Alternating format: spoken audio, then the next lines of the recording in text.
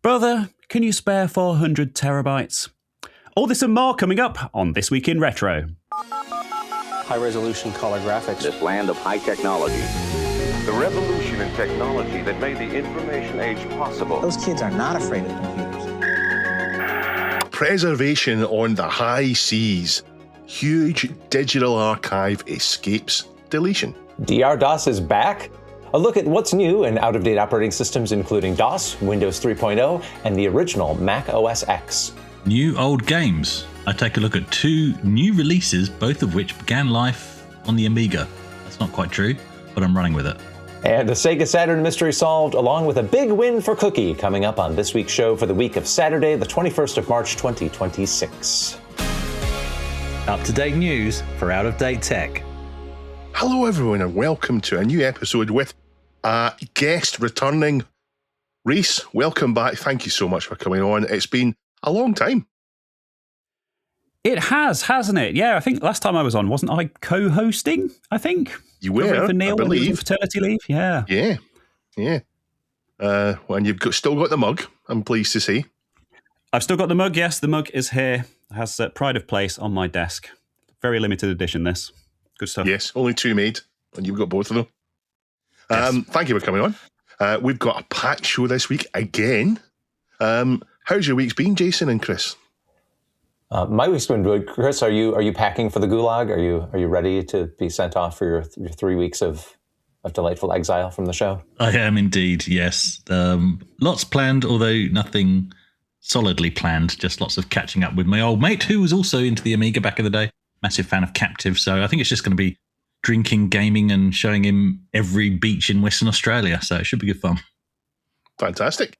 And that's right, if you didn't pick up last week, Chris will be missing for the next 3 episodes. So it's a full month between now and Chris appearing again. But we have amazing guests booked in. But let's go on with the show. The top submission this week is about a data hoard. In fact, 2 different articles about the same thing have been submitted. The first by Dr. Local with a time extension article, and then by Shepo71 with a more detailed Tom's Hardware article. So what is this hoard? Well, it's called Myrient or Myrient. I don't know how you pronounce it. And it is, and soon will be, was, a fast, unrestricted, direct download, no paywalls, no sign-ups archive of pretty much anything you might want for retro. So it has archives like TOSEC, you know, that one that's been around for ages with 6 or 7 different copies of everything in it. As well as the ISO version of TOSEC. It has the Total DOS collection, which is every DOS game. It's got ROMs for every console in more than one different location. It's massive.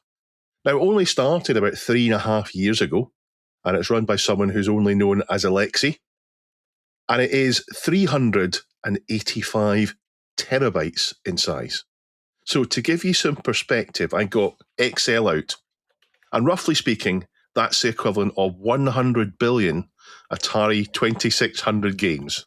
So that's probably slightly more than exist. Or 2.5 billion Commodore 64 discs, or 400 million standard SNES ROMs, or 600,000 PlayStation 1 or PC CD games, or 150,000 typical Xbox or PC DVD games. Now, we've gone from 100 billion to 150,000. You can see how the space was being taken up. And that, I think, helps you understand why it's got as large as it did, because once you start to get copies of these for each different region and multiple copies and different releases, it ends up huge. And the problem is, the problem that they're saying, the reason why they're closing is hosting costs. Now, we're in a world where AI is buying up everything. Actually, that's not true. People are buying things for AI data centers. AI isn't buying it. Well, is it? Yet. Is it, though? Well, is it? Yeah. Not saying it's aliens, but so AI is, things are getting bought up for AI. So memory and hard disks, etc., which of course affect hosting. And that has made the site announce that at the end of this month, March, it will close down.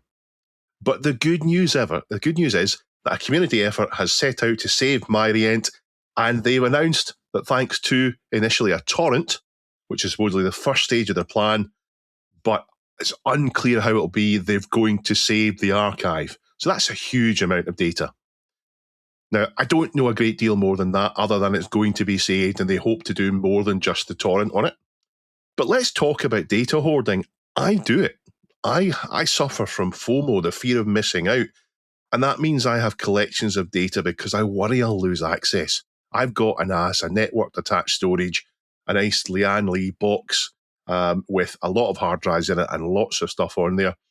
And a few weeks ago, we were talking about how online streaming is less than perfect for music, movies and TV shows, or at least perhaps the fear of it disappearing it makes it less than perfect. And that has us thinking about physical copies of things. And for me, having it on a hard disk in my NAS is the same as a physical copy for things. It's more convenient. The internet's cut off, the cable's cut, and it's mine. Or as Chris talked about, they can't change who Taco Bell or Pizza Hut was it in yes, in Demolition Man. Yeah, yes, they can't change that if it's on my NAS. So the strange thing for me is this archive wasn't brought down by copyright claims. It was AI costs, seemingly by operating perhaps in jurisdictions where the US DMCA,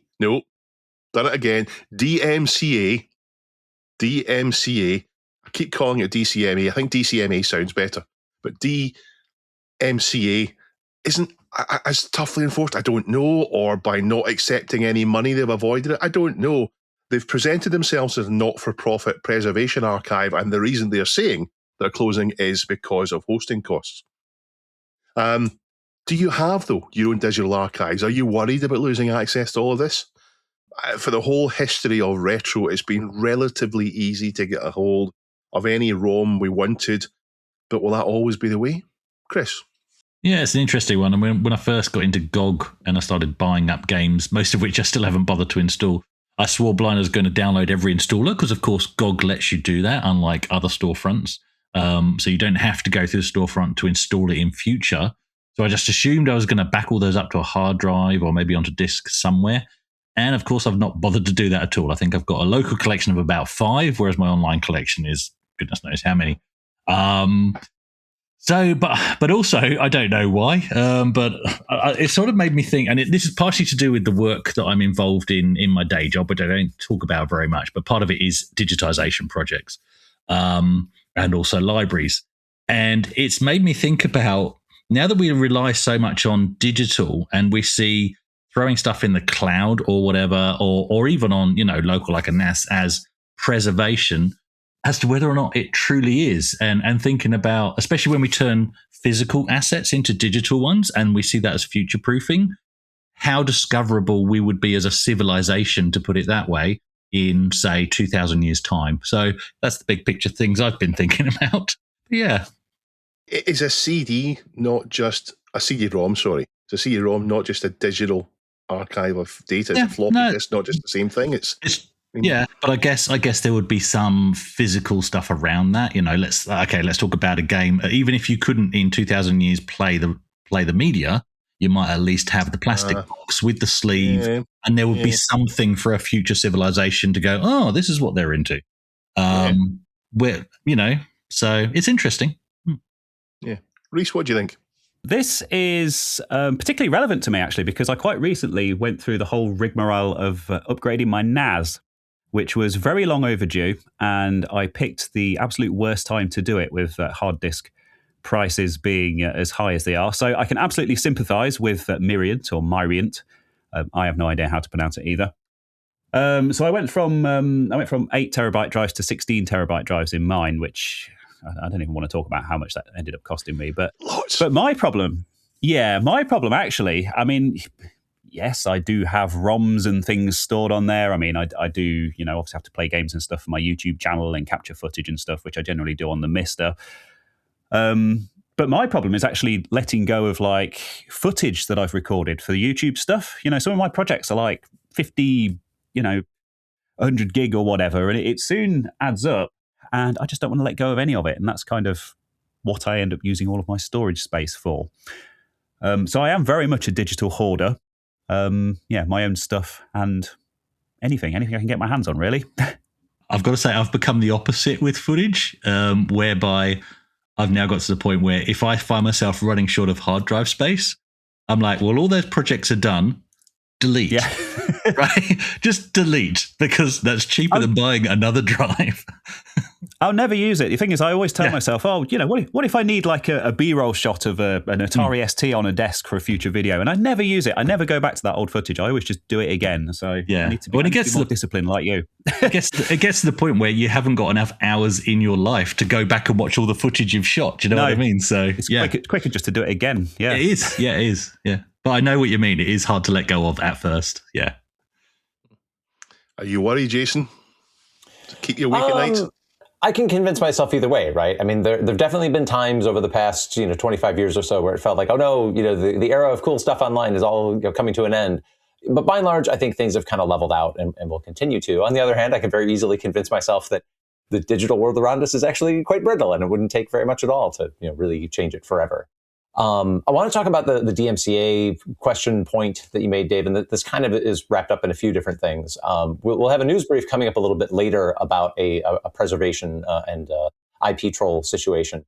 And that story involves, a multinational set of organizations filing DMCA takedown requests. I'm really not so sure that would have any real bearing on it. Honestly, regardless of what the actual story here is, this is a serious enterprise-grade hosting project. And so it's surprising that any individual or non-commercial entity was hosting it in the first place. And even regardless of a data center boom, costs were probably going to rise pretty substantially. So this whole story, who knows? Maybe there really was a copyright intervention, and this was the story that the organizer chose to tell. Maybe the costs were mounting regardless, and this was just sort of an elegant way to bow out that they felt that people would sort of argue the least about, or maybe make the most productive efforts around. Hey, let's just preserve it and move on. I, for one, had never heard of this site before these stories started hitting, for whatever that's worth.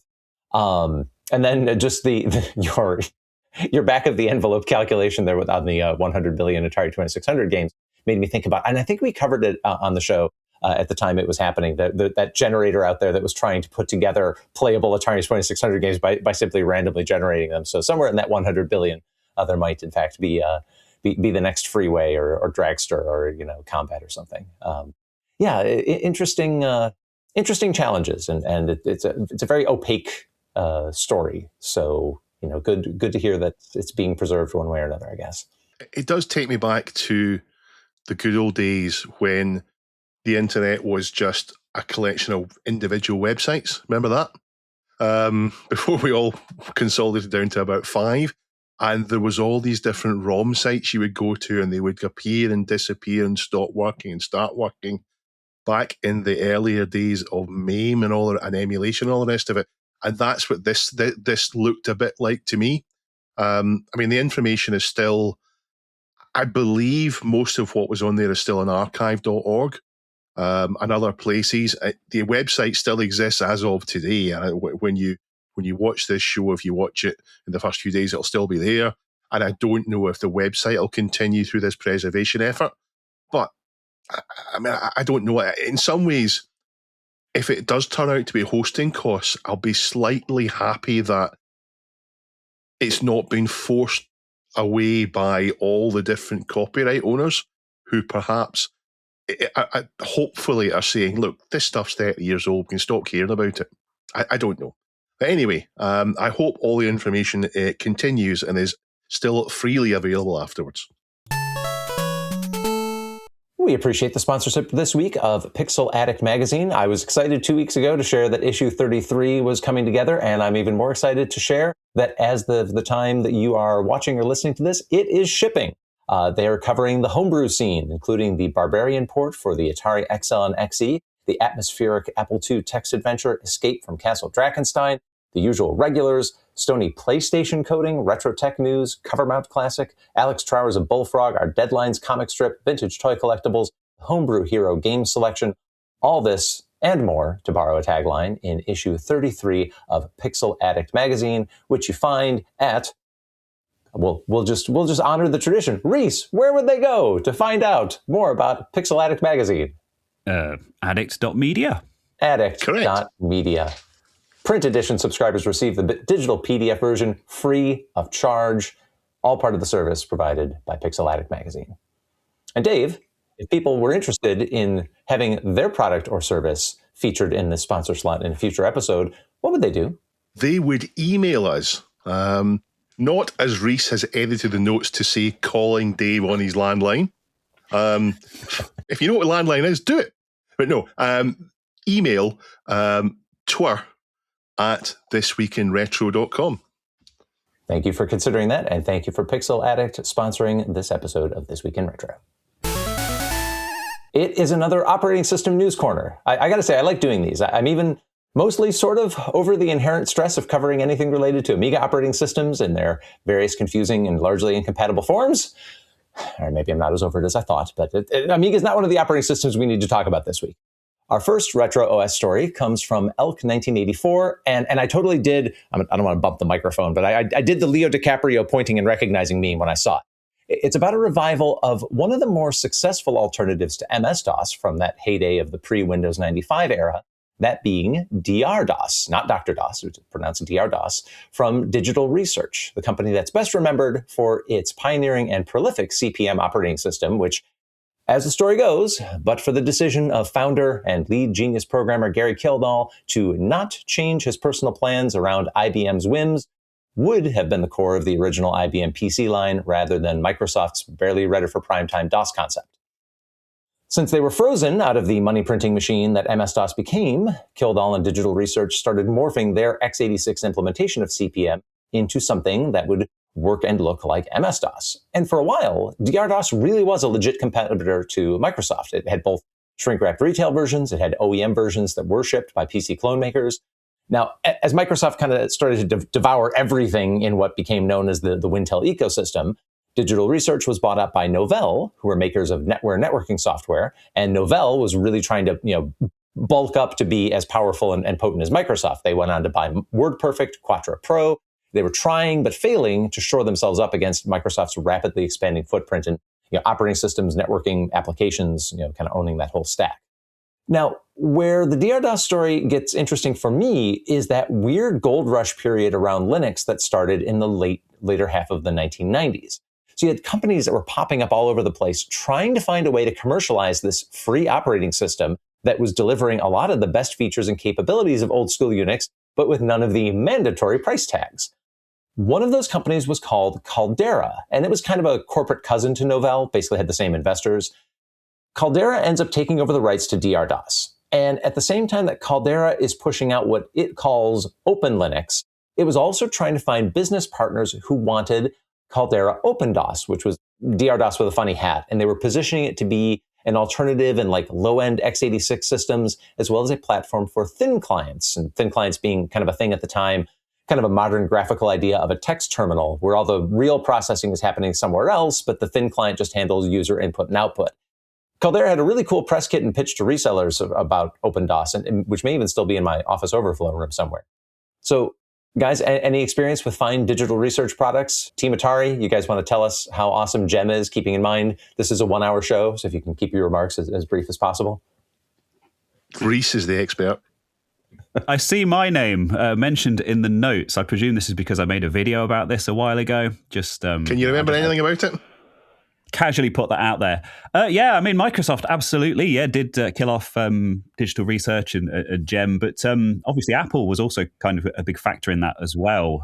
Steve Jobs kind of threatening them with lawsuits and stuff, and that's actually why I'm going to go off on a bit of a tangent here, if that's okay. I presume that's why people are here.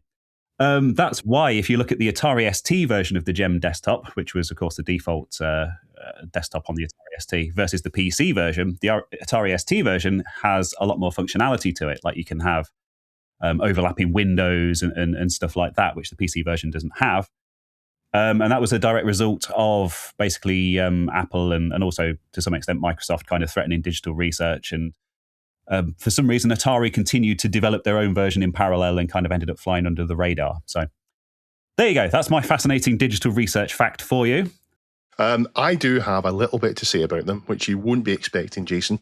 The Amstrad CPC, my first computer that I owned, came with an operating system on it, and also BASIC. So you turned it on, and like so many other 8-bit micros, you would have, you'd be able to issue disk or tape commands, and you'd be able to program in BASIC. But it also had another operating system that came with it on a disk in the box, and it was from Locomotive, and it was a licensed version of DR-DOS CP/M.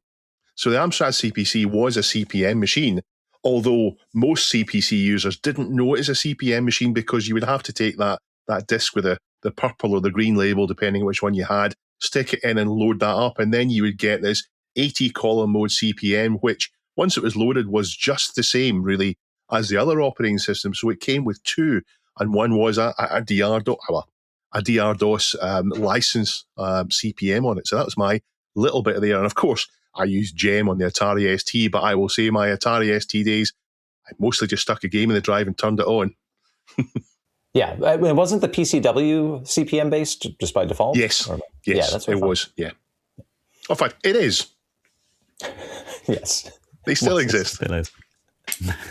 Chris, any great CP/M memories for you? No. So Caldera's main contribution to the industry turned out to be getting a lawsuit settlement from Microsoft, and DR-DOS changes hands another time or two while all that's going on. Now, around 20 years ago, there was some hue and cry about DR-DOS version 8.1 having improperly baked in some elements of FreeDOS and some other projects, so DR-DOS 8 went away entirely, and eventually the entire product line goes dormant, kind of disappears. There's a few hobby projects, until earlier this year, it seems.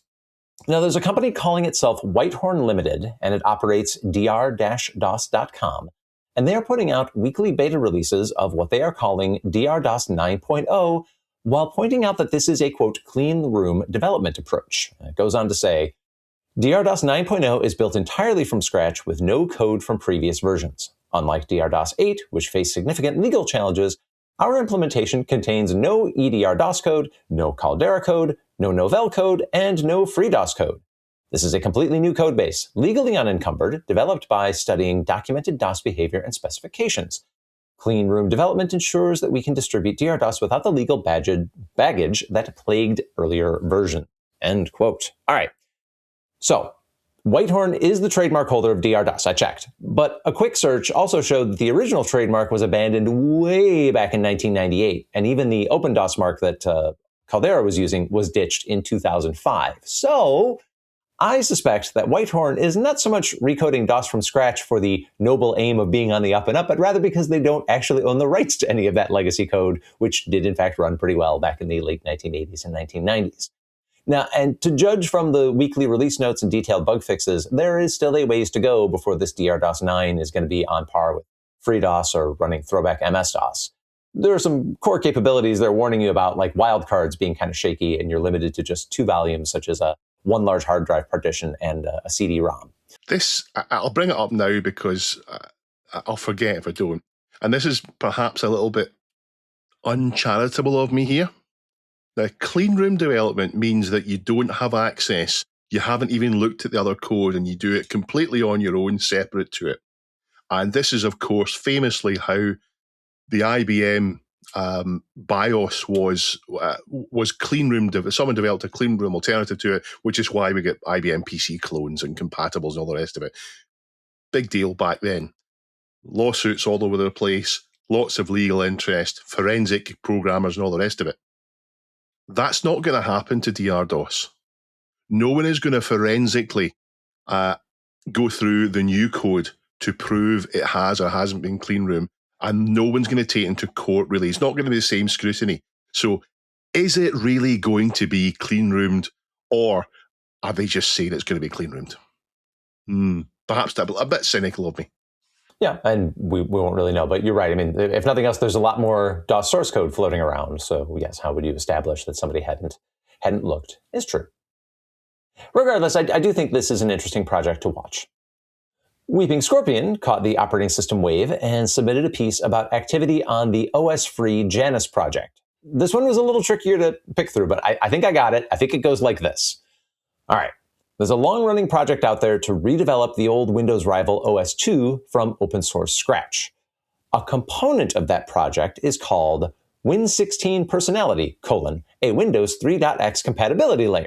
Remember, we've talked about recently, there was that interoperability between Windows and OS/2 that was actually one of the big selling points of developing for either or both platforms. So it follows naturally that if you're going to re-implement OS/2, you need to be able to handle Windows code. Janus then is the project to get a Windows 3.0 compatible clone, complete with replacement system utilities and accessories, up and running. Now, I'll note that the main OS-free homepage looks pretty dormant since 2020, but a lot of the code check-ins for this Win16 Janus project are also pretty stale. There have been some amount of new code commits to their GitHub, though, over the past several weeks and months. Now, I also noted that Janus is very different in the mindset than the new DRDOS. Dave, to your point, like, oh, is it really clean room? Are they really doing this? Did anybody care? Now, the DRDOS people are saying, nobly or whatever, they want to code everything from scratch. They don't want to borrow from FreeDOS or anywhere else. The Janus people flat out say, we are heavily pulling from related Windows compatibility projects. We're pulling from Wine. We're pulling from ReactOS Twin, HXDOS. So they are taking the shortest route to victory and presumably trying to keep everybody happy on the licensing front in the process. So even if you are not personally in the market for a replacement for MS-DOS, Windows 3.0, or OS/2, and I think everybody involved understands that only a niche audience really is. But I do think that operating system development is hugely important, and not simply because it's the underpinning of everything that runs on a CPU, but there's so much other momentum that seems to spring up around OS innovation. I mean, remember, Linux went from a mailing list post of, hi, I'm going to make my own version of Unix, want to help out? To a legitimate option in enterprise IT in like barely 5 years. And in the process, it was dragging in thousands of contributors that were building up infrastructure, drivers, software ports, all manner of other useful things. And that leads directly to all of the embedded operating system innovation that we see in now literally billions and billions of phones, cars, other smart devices being made today. Will work on a new old DOS and OS/2 create that same momentum? No, probably not. But in an age now where so much coding is being done, vibe coding, you're asking somebody else's data center to copy and paste a code snippet that's locked away in a database somewhere. It's terrific to see people that are personally and actively engaging with making a computer really compute. And that's my take on all this. I think it's mostly being done for fun, for entertainment. I don't know that there's a commercial reason for doing this. And that's why it's slightly strange that there's now competition in the DOS area from when DOS was a thing back at the end of the 90s, especially as Microsoft have never really been protective of their copyright of it. I'm not aware of Microsoft ever telling people to stay away from using DOS or stop distributing it. But I'm not complaining because it's cool. I mean, it's cool to me, not cool to normal people. I mean, you're not going to see the phones coming in to Happy Days talking about, hey, and there's a new clone of OS/2. So it's not cool in that way, but it's cool to me. Last week, because this is what I do for fun, I was fiddling with DOS memory on my IBM PS2 Model 30 286. Not because it was necessary, because the easy way with DOS memory is just use a boot disk every time, use a boot disk, no problems. But because I enjoy getting as much conventional memory free as possible, it's a game in itself to get that number as high above 600 as you can. And I was battling with a 32 kilobyte upper memory block, which I really wanted to use, but I'm not sure if it was really free or not. PicoMem was trying to make it free for me, but I'm not sure if it was really free or not. And I had it crashing, and I wasn't sure if it was the packet driver crashing it, and if CT Mouse wouldn't crash it in there. I'm not really sure. So 10 points to whichever DOS re-implementation finally solves this forever and manages to give me 620 kilobytes of free conventional memory after boot. Actually, the more I revisit DOS era and even Windows 9X stuff, I realize how lucky we were once we went XP and beyond, because we didn't have to faff around with all that stuff. But this story has made me think, actually, Jason, about the fact that, I mean, I remember having an IBM PS1 PC, I think it was, and I think was that around the same time OS2 was out, or was that a little bit later? But it was like how the last thing, didn't matter what PC you bought, you didn't want anything but Windows on it. And for why, right? And I think that still continues to this day. You raised an excellent point about how much stuff actually runs basically off the back of Unix into Linux in so many of the devices we use. There was a video that popped up in my feed. I don't know if it's any good because I added it to my watch later. I haven't watched it yet, but it's on this topic basically. And the title of the video is Linux runs the entire world, but everybody still uses Windows, and that's by Coding with D. No idea if it's any good, but it's certainly an interesting topic as to why the heck are we so reluctant to let go of Windows? I've only just done that in terms of buying my MacBook, and that for me was a big. So even though Mac has a robust, well-trusted OS, for me that was a big jump. And what am I doing? Sitting here recording with you guys? Well, guess what? I'm back on my PC desktop because it's just comfortable for me. So it's interesting. I don't know why we're so stuck with it. Yeah, I'm kind of with Dave and Chris on this. I mean, I like to tinker with DOS. I kind of started in that era. I know I had I've already mentioned that I had the ST before that, but I very much grew up in the 90s and tinkering with DOS and Windows 3.1 and then kind of going straight onto 95. And I love revisiting that, and I love getting it set up on the old kind of period hardware and stuff for nostalgia reasons. And I guess projects like this, obviously, they will always kind of have a purpose. There are people running legacy applications that rely on DOS, and they need kind of a more modern implementation of that to be able to support it properly. But for me, I mean, I have no interest in stuff like FreeDOS and these kind of modern ground-up rebuilds and stuff. I really appreciate that people are doing it, and I appreciate the technical challenge of it. But for me, personally, it's very much a nostalgia thing. And much like Chris says, I think on a day-to-day basis, I think that's kind of maybe best left in the past.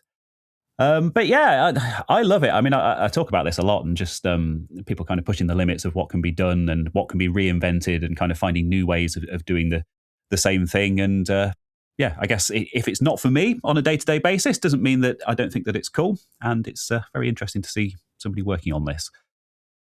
Speaking of nostalgia, Weeping Scorpion also passed along an item from the Go210 Retro blog, noting that the 25th anniversary of Mac OS X is just around the corner, having first shipped for consumer-grade hardware on March 24th, 2001.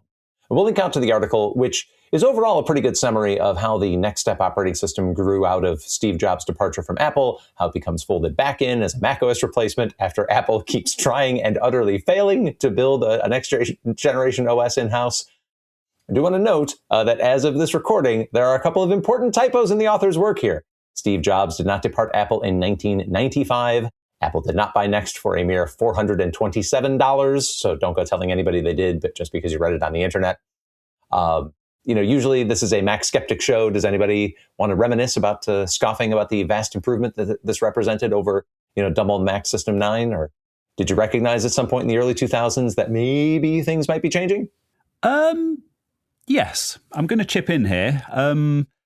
I think I was very much getting into Linux and stuff at the time, at kind of around 99, 2000-ish. And obviously, Next kind of has its roots in Unix and in kind of Darwin and stuff like that. Obviously, it's kind of the BSD side and kind of the other side of Unix. But I still think that modern Mac OS still very much has that kind of feel to it and those kind of Unix underpinnings. And that's kind of why I've kind of switched to it in the past few years over Windows, because it's a lot more polished than Linux in a lot of ways. I mean, I'm also a big Linux fan, but it's nice to just be able to kind of drop to a terminal and stuff. And I think Windows is kind of moving further away from that. So have I become a bit of a Mac fanboy in recent years? I know Chris has. But yeah, I mean, we do have Steve Jobs and Next and kind of that whole era of Apple to kind of thank for that, because I do think that OS 9 and stuff was a bit antiquated and a bit kind of old school. And 25 years later, we're still kind of using the same underpinnings that Steve Jobs was kind of pushing at the time, I guess. I think I'm the last happy Windows user here. Chris has gone Mac. Jason, you're Mac, aren't you? Yeah. Reese gone Mac. I still like Windows. But I will say that at some point, Macs went from the opinion that I formed of them in the late 80s, which was a locked-down Fisher-Price computer. They've gone from that to being smooth, premium computers that are incredibly powerful and easy to use and good to use. Not just easy to use because you don't have any options, but they've gone to a level that is really particularly good. I won't change. I like my comfy chair, which is the Windows thing. I won't change, but I don't think Macs are bad now. And that change, did that change happen with OS X? Is that the reason why Macs are good now? I mean, yeah, that's the short answer. There you go. It was a major penny has dropped. Yeah. So that awkwardly named Mac OS X 10.0 lasted a mere 6 months before being replaced. And in the bad old days of the 2000s, you generally had to pay Apple for most of those incremental updates. And at the time, the operating system supported PowerPC only, although in its previous next step form, some elements of the OS had run on Motorola 68000, x86, Sun Spark, HP PA RISC processors. So it has been a good long run for this software, which in other formats is running on countless phones, TV devices, smartwatches today. If you have been running OS X for a solid quarter century, let us know what you think about its growth and development in the comments or over on our subreddit.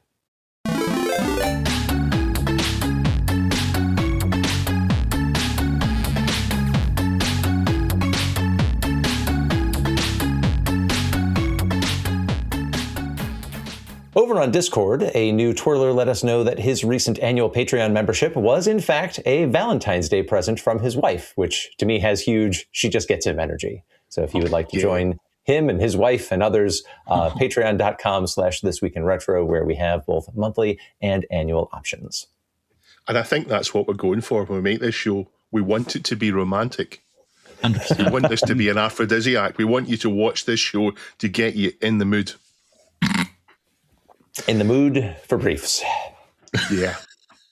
The revived Computes Gazette print and digital magazine has a monthly podcast corner, and we're proud to note that we are the featured podcast in the March 2026 issue. Thank you to Brian Cox for both giving us the detailed profile and for sharing the news on r/thisweekinretro. A podcast producer calling himself Duncan submitted a video documenting the process of converting the original Sonic the Hedgehog graphics down to an Amiga ECS-friendly palette. Duncan managed to guess which colors would be dropped. Will you? Some years ago, ultra-high-end turntables which read vinyl records with laser optics rather than mechanical stylus were in vogue. Now, thanks to Shepo71, we know that it's possible to read video laser discs with a digital microscope. The Register published a write-up of how Shelby of YouTube channel Tech Tangents figured out that it was possible to decode certain types of images, especially those with vertical movement, without a conventional laserdisc player, just a consumer-grade digital microscope that we've all got, tucked down the back of the couch. Got 3 of those. Former guest Shelby. He was a guest a while ago. He was. Antiques for Geeks shares the sad news that noted engineer Hedley Davis has passed away at the age of 68. Davis was a prominent member of Commodore's Amiga team and later went on to work on the first 2 generations of Xbox at Microsoft.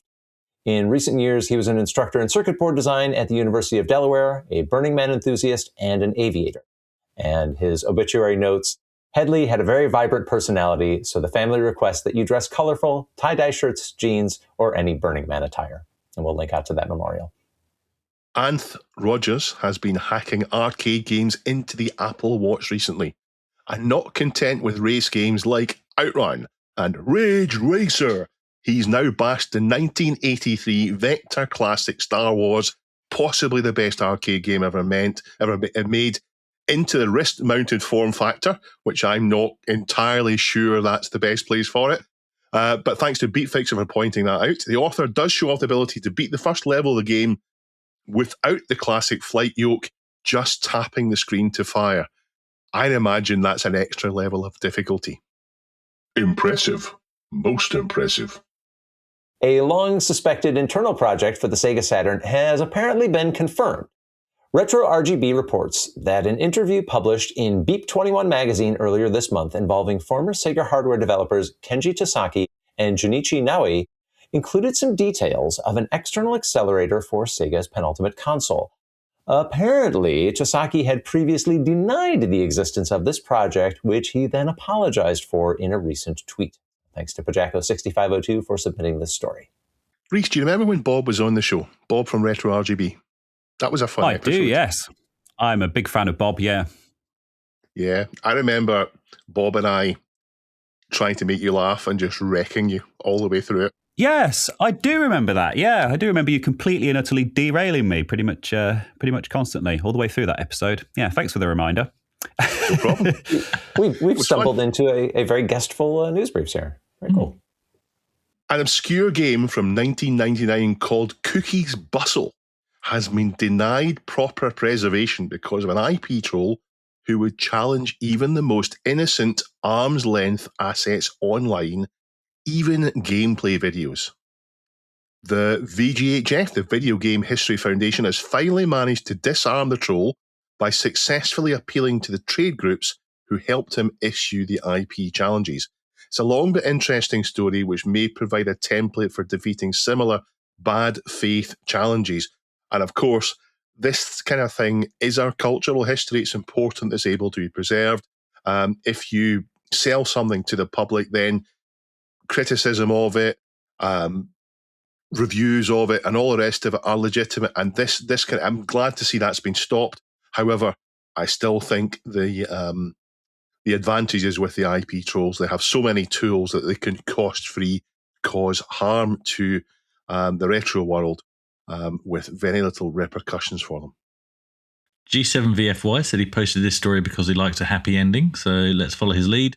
A Hackaday post leads to a detailed restoration and reclamation project of a Commodore PET 3032, which has been languished for decades in a basement in Poland. It took a great deal of work, but is back in productive service. And to submit stories like these, upvote, downvote, participate in the discourse week by week, reddit.com/r/thisweekinretro. One of the retro things I did this weekend, guys, Porg had its gaming day on the weekend, which was great fun. We actually had a C64 Ultimate there, which was very impressive to see in the flesh, because obviously I didn't order one of those. I've not seen a Mister at a meet before, I don't think, but this meet had 3 of the things show up, so that was nice as well. I was mostly undefeated in Stunt Car Racer Link Up, playing an impromptu winner stays on round until Matt, one of the admins, jumped on and used his dirty tricks to knock me off the track. Well done, Matt. Well done, Matt. Dirty racer. He's dirty. Rubbing's not racing as far as I'm concerned. But anyway, I took along my A1200, stop it, Dave, my CD32, and after much procrastination, I also squeezed in my Atari Jaguar into the tub to take along to the meet. It's the new funny. hot tub? Yes, in the new hot tub. Yeah, I threw the Atari Jaguar in the hot tub, best place for it. But actually, on that note, it's funny how people do gravitate to the Jag, because not everybody's seen one in the flash before, and then they play it for 30 seconds and then they walk away. So perhaps Cybermorph was not the best game to leave in the system. But I did play some Alien vs. Predator myself as well, and some people were watching that. But oddly, while I might openly have a love-hate relationship with the Jag, I'm back into a love phase at the moment, actually. Love is actually too strong a word, but what I mean is I'm appreciating how smooth it can be, and again thinking about how it suffered from lazy Amiga ports. Actually, we've got Reese with us, so it's perfect timing. Reese, is the Jag hate justified? Or actually, if you could name one game either from the 90s or a modern title for the Jag that proves it was actually good, what would that game be in your opinion? Is the Jag hate justified? Disinterest is probably justified, considering there's only about 3 good games on it. And I say that as one of the world's biggest Atari Jaguar fans, so please don't get me wrong. But I'm going to go with the cliche answer here. Tempest 2000, and you've got to have the spinner controller. It can't be beaten. Right. No, fair enough. Yep, I have heard that said over and over again, so maybe I need to give it more time than I did back in the day on release. It didn't attract me back in the day because I just wanted to play AVP and Doom, to be honest. So, yeah, which is fair enough. Well, anyway, there is good news because Good Punk 2 has made us aware that the Jag is getting a new racing game to show off just how smooth it really can be. Don't get too excited, though, because this new racing game isn't new at all. It's Vroom. That's right. It's another Amiga game port to the Atari Jaguar. This all-new Jag port is coming to a 64-bit console near you, courtesy of Songbird Productions, and it's set to be released at Midwest Gaming Classic on April 24th. Jokes about yet another Amiga game jumping to the platform aside, the trailer looks really good. Vroom, if you weren't aware, came out on the Amiga in 1992, So actually, it was an Atari ST game first, as it dropped on the ST in 91. But that doesn't fit the meme, so I'm going to carry on with the Amiga port thing. Dave? I have been biting my tongue Go on. waiting for you to point that out. There's nothing that gets my hackles up more than someone describing a game as, this is an Amiga game that came out on the Atari ST first. Yeah, no, it's true. It's true. Well, in fact, shall we put holes here, Dave? Because it actually, according to Wikipedia anyway, it first emerged on the Sinclair QL in 1986. So there we go. Yeah, do a bit of background reading on that. It took them, all those years to port it onto the ST? Yes, it took that long. Yeah. Anyway, Vroom is a first-person driving game, and the ST/Amiga versions used a combination of flat shade polys and sprite scaling for the environment and sprite scaling for the AI drivers in a sort of a F1 style car race game. And it looks like the Jaguar version is doing pretty much the same thing. Hence, this really does look nice and smooth, and it will be a great addition to anyone's collection. It features a turbo mode, so you can play it much faster than the original, and controller input options give analog steering via either mouse support, which they've added, or the spinner controller. So that's a really nice addition. If you've got access to those controllers for the Jag, that'll be one for you. And if one Amiga/ST game re-release wasn't good enough, in the words of Yoda, there is another. Wait. What? I made Dave do the Darth Vader voice. If you're going to draft up your own Yoda bit, you've got to do a Yoda voice. Yes. It's gone. I've got pirate Yoda in there. Power through. There is another. I can't do it. It's basically Kermit the Frog. You made the attempt. Basically Kermit the Frog in a different sock puppet. Yeah. Anyway, Yoda is Kermit the Frog. Right, where was I? Kermit the Frog after he had to listen to you for too long. Yes, it's true. It's much older Kermit the Frog. Anyway, again, thanks to Good Punk 2, we are now aware that Defender of the Crown is getting a reboot on most consoles and Steam and GOG, thanks to developer Black Tower Basement, this being their second Steam title, from what I could tell anyway, and publisher Nordcurrent Labs, having a list of about 8 games on Steam, from what I could see. Defender of the Crown, The Legend Returns is the full title, and the release date is simply stated as 2026.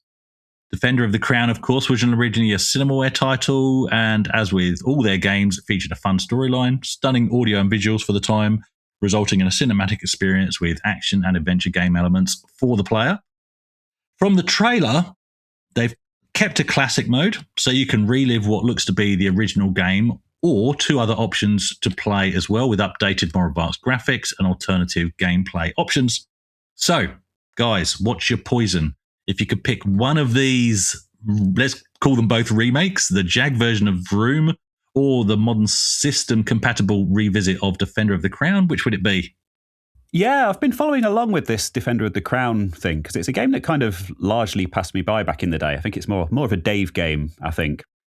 But you can see just the sheer amount of work that's gone into it. I must admit, before this, obviously the stuff came through for this week's episode, the Vroom port had kind of largely passed me by, so I'm going to have to go and have a bit more of a look into that. Probably more my type of game, to be honest, being a racing game. But yeah, it's just it's amazing what the homebrew community are doing really with these old systems now, and kind of pushing them to their limits. And it's great to see so many people still interested in the Jag. All joking aside, and obviously we've got the Big PMU emulator, however you say that. I've always called it Big PMU because it makes me laugh. There's also Mr. Core and stuff as well, and I think it's kind of making it accessible to a lot more people. We've got the Flash Cart as well in the past couple of years. So yeah, it's I think the Jag is finally kind of coming into its own and finally getting the love that it deserves. So perhaps rather than picking a game from one of those two, I'm just going to pick the Jag as a whole. I know it's a bit of a cop-out as the platform, and it's what I always do, and it's what you'd expect me to do. But yeah, this is my impassioned plea for the Jag. Nice. If you like. Yeah, I mean, to your question, Chris, I guess I would take the Defender of the Crown remake, although I don't really think it's necessary. I did watch the trailer. Nothing jumped out at me as like, oh, this will definitely change the way I look at this game, which, by the way, is one that I enjoy. I think it kind of like the old, in the future, everyone will be famous for 15 minutes. I think there's a rule, like if you live long enough, you will helm a reboot of a Cinemaware title. Like, it just seems like this is just a thing that gets passed around the industry. You come around with a Cinemaware remake somehow, some way. I have no recollection, and remember, I was pretty heavily invested in the Amiga scene while I had one. I have no recollection of Vroom existing at all. But this discourse does make me wonder, Dave, Duncan, and I'm not even kidding, kind of in the tradition of back when there was the branded Dave's Housekeeping, during this hiatus coming up, do we need to have a Chris's Corner where we cover the latest in retro racing news in his absence? I'm not even joking, because people tune in for this, and I think we may need to consider doing this. And updates on the latest C5 modifications. I mean, come on. I mean, that one's not as much of a given, but the racing thing, I mean, when I saw what was available on the subreddit this week, I'm like, well, clearly Chris is going to take this. And you did. Like, and anybody who's paying attention knows that. So I really think we may need a Chris's Corner over the next 3 weeks. I've got the solution. Chris, your task when your mates arrive there and you're playing games is to give us something to read out on the show from Chris's Corner. Give us something for next week and the week after and the week after. We'll read out Chris's Corner, and it can be like a letter from America.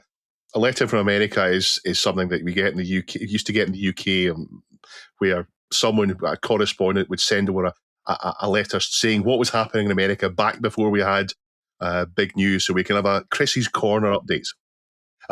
As to the actual question that was asked, maybe Defender of the Crown. I do like a medieval setting, and I liked the ST version was slightly enhanced over the Amiga, although I don't think greatly different. I think the Amiga ended up getting an enhanced version again with the CD32. But the thing with Cinemaware games was, and this is Defender of the Crown is a very early Amiga game. I think 1986 perhaps. And Cinemaware games were multimedia games at the time. They were pushing the envelope on what was possible for a narrative on a game. Now, they can't possibly do that now. I mean, that was a AAA game back in the day. They're not going to produce a AAA remake of that. So I'm not so sure. And I'm losing a bit of enthusiasm for modern remakes of retro stuff. In the past 10 years, I put a little bit of research into this. Kickoff, Revival, Flashback 2, Micro Machines, Gods, Shadow of the Beast, Speedball, Toki, Bard's Tale 4, Boulder Dash, loads of games that were fantastic back in the day didn't get a good modern remake, or they did get one that wasn't well received. To the point where I'm struggling to think of games that did come out well. Battle Squadron 2 is a really good one, and maybe Carrier Command 2. However, at least with Defender of the Crown, they have a bit of a latitude with the gameplay while still being able to keep to the feel of the original game. They could change it about quite a bit because it's about the feeling of the game. Vroom, on the other hand, was a marvel on the ST. Vroom was a marvel on the Amiga, even when it came out on the ST first. But there are plenty of racing games out these days. So the only appeal to me in this is that it's on the Jag. And there's not so much competition on the Jag. There's the good racing game on there is, I forgot what's the name of it. What's the motorbike racing game, Reese? The one that's good? Burnout. That's it. Yeah. Super Burnout. Yeah, Super Burnout is really good on the Jag, but it's a motorbike game. So maybe there's room for a good car racing game. Oddly, I'm kind of tempted by both for I guess, different reasons. I've never played through Defender of the Crown. I've played it, but I haven't played through it. So this would be a nice way to do it, but I may just play the original on my A1200, to be honest. And while I could do the same with Vroom, I think it's tempting to see how good the Jag could be with a game like this, as Checkered Flag, I don't think really did the system justice. But I still don't think, even with Vroom playing, that the Atari Jaguar will hold a crowd at a porg meet as much as the Shane, who of course made an appearance playing himself on an emulated Spectrum in the upside-down version of Jet Set Willy, as shared with us, and that version created by It's My Thyroid. So he shared a photo on the subreddit of Shane playing the Shane on the Spectrum. Great photo. Go check it out. And it's time now for this week's question of the week. But first, we'll do last week's. So last week's question was, what's your all-time favourite LucasArts game? So, Reese, you're the guest today. Do you want to read out the top answer? Certainly do, and I'm in full agreement as well. This is the top answer from the subreddit, reddit.com/r/thisweekinretro. Colony Activist says, nothing compares to start launching into the title music of The Secret of Monkey Island. It just perfectly sets the ambience of the game, and what a game it was. Some of their later games may be prettier and more technically impressive, but the original was just so fantastic. It's the one I always go back to when I want to play a LucasArts adventure. However, what a powerhouse of games back in the day. Totally agreed, Colony Activist. Hit after hit. Their adventure games and their Star Wars, X-Wing, TIE Fighter, Dark Forces, etc. Has there been a better developer with such an amazing track record? FTL. Dungeon Master, Oids. Sundog. Jeff Mendoza disagrees. Jeff Mendoza says Monkey Island 2 rather than Monkey Island 1. He said it was one of the first games I ever played. This ruined most future point-and-click adventures for me because they couldn't match it for jokes. It brings back memories of cleaning the fluff out of the mouse. I don't miss pre-optical mice. Richard Shears with X-Wing versus TIE Fighter Balance of Power. Playing that with my best mate in cooperative play, simply awesome. Oh, and Richard will miss you, Chris. But is looking forward to seeing Reese. Everybody wins! Oh, yeah. And just because there's four of us, we'll do a fourth answer. Fiskett says Monkey Island 3. It was like playing a cartoon. Yeah, very nice. There are some other non-Monkey Island answers up there. Yes. I was looking for the right answer. The right answer is, of course, Star Wars TIE Fighter. It's such a good game, better than anything else they did. But it's hard because there's so many good games they did. So there you go. And I was sympathetic to SDMat22's question, do Lucasfilm games count? Yeah, we meant it as a yes. Broad umbrella, the entire Lucas asterisk empire. Just we're trying to keep it nice tight, punchy question. Yeah, nice, tight and punchy question. Unlike this week's, which has a little bit of a ramp up. So this week's question, maybe the Sega Saturn Accelerator would have changed everything. Maybe not. What rumoured computer or console upgrade do you wish had seen the light of day? Ooh. I won't be on the show next week, so I can answer this as a viewer, can't I? In the Reddit. Yeah. We encourage you. Oh, yeah, because I know what I'm going to answer. The usual address. I know what I'm going to answer. Fantastic. Go to reddit.com/r/thisweekinretro to submit your answers and to submit your own articles for it to cover next week on the show, where we have a guest. So it'll be three of us. Chris will be drunk, chucking another shrimp on the Barbie, boxing a kangaroo, and wrestling. Is it crocs or alligators? You get crocs in it. Crocs. Not near us. We'll have to go for a long drive, but we might do that, yeah. Just to fight a crocodile. Just to fight a crocodile, yeah. Enjoy your time off. Not just a typical Monday for Chris. So. Well, yeah, pretty much. It's my commute to work. Should we wave? Yeah. Better. All right. We're all waving. Even Reese is waving. Hello, Holly. Even Reese is waving. Yeah. Hey, yeah, we're all waving to Holly. Thanks for sticking me with all the racing news for the next 3 weeks. No worries. See ya. This Week in Retro was written and presented by Chris from 005 AGIMA, Jason from the Retro Adventurers, and Dave. It was edited by me, Duncan Styles. The podcast version of the show is available through your favourite podcast app, including Apple Podcasts and Spotify. And the video version is available on the This Week in Retro YouTube channel.